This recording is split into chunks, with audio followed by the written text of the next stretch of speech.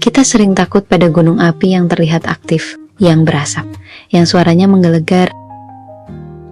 Tapi bagaimana kalau saya bilang, salah satu letusan paling dahsyat dalam sejarah bumi sekarang justru terlihat tenang, indah, dan sering kita datangi untuk liburan. Dan yang lebih mengejutkan lagi, banyak orang Indonesia sendiri belum sadar bahwa Danau Toba adalah gunung api raksasa dengan kekuatan yang bahkan mengalahkan Krakatau dan Tambora. Selamat datang lagi di Senin Cerita. Dan inilah cerita tentang Danau Toba yang ternyata adalah gunung api raksasa yang sedang tidur dengan tenang.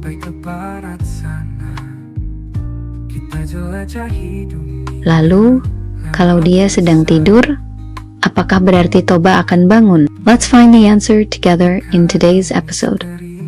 Kalau kita berdiri di tepi Danau Toba hari ini, yang kita lihat hanyalah ketenangan, air luas, angin sejuk, dan perbukitan hijau.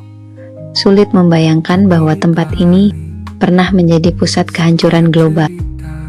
Karena Danau Toba bukan hanya danau vulkanik, ia adalah kaldera supervulkan, bekas runtuhan gunung api yang hancur karena ledakan yang terlalu besar untuk ditopang oleh bumi sendiri.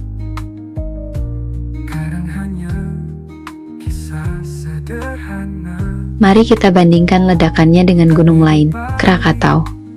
Suaranya terdengar sampai ribuan kilometer, menewaskan lebih dari 36.000 orang. Tambora menyebabkan tahun tanpa musim panas dan kelaparan di Eropa. Sekarang bandingkan dengan Toba. Letusan Danau Toba diperkirakan lebih dari 100 kali lebih besar dari Tambora dan ribuan kali lebih kuat dari Krakatau.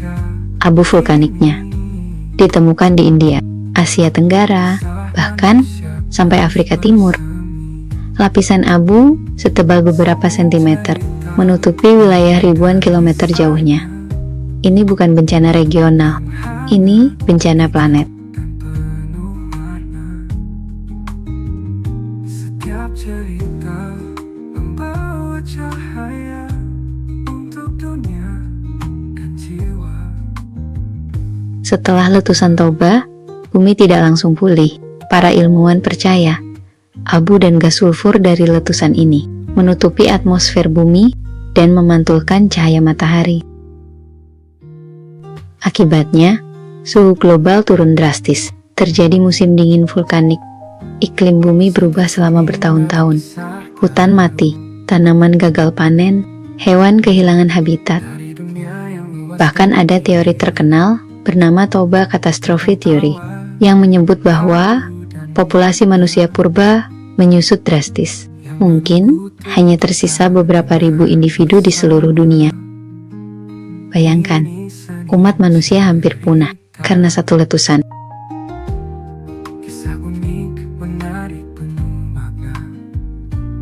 Di dunia, hanya ada sangat sedikit supervulkan. Salah satunya adalah Yellowstone di Amerika Serikat.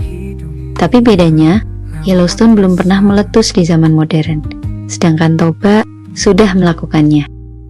Dan bekasnya ada di hadapan kita setiap hari. Danau Toba adalah bukti nyata bahwa supervulkan itu bukan mitos, bukan teori, tapi sesuatu yang benar-benar pernah terjadi. Walaupun letusannya sudah sangat lama, Danau Toba belum mati. Pulau Samosir di tengah danau sebenarnya adalah kubah magma yang terangkat setelah letusan besar. Aktivitas panas bumi pun masih ada. Pergerakan kerak bumi masih terdeteksi. Namun ini bukan berarti kiamat akan datang. Supervulkan bekerja dalam skala waktu, puluhan hingga ratusan ribu tahun. Yang perlu kita pahami bukan ketakutan, melainkan kesadaran.